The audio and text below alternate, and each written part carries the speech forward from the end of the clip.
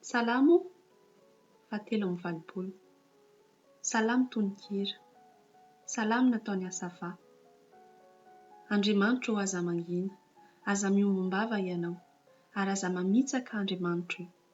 Fa indro mitabataba ny fahavalonao, ary izay mankahala anao dia manandratra ny lohany. Ny olonao no iokoany amin'ny hafetsena, ary miara-misaina mily izay voafinao izy.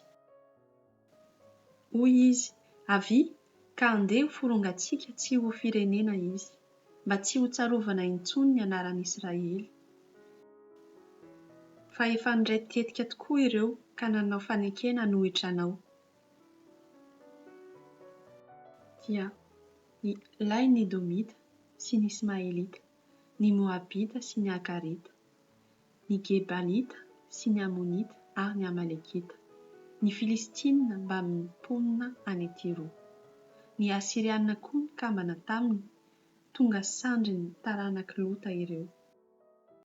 Ataovy tahaka ny Midiana izy, ary tahaka ny Sisera sy Zabina teo anoloan'i Kizona. Maty tany Andora ireo, tonga zeziky ny tany izy. Ataovy tahaka ny Oreba sy Zeba, ny mpanapaka azy eny, ny andrianany rehetra dia ataovy tahaka ny Zeba sy Zemona. Izay nanao hoe, aoka alaintsika ho antsika ny fonenan'Andriamanitra.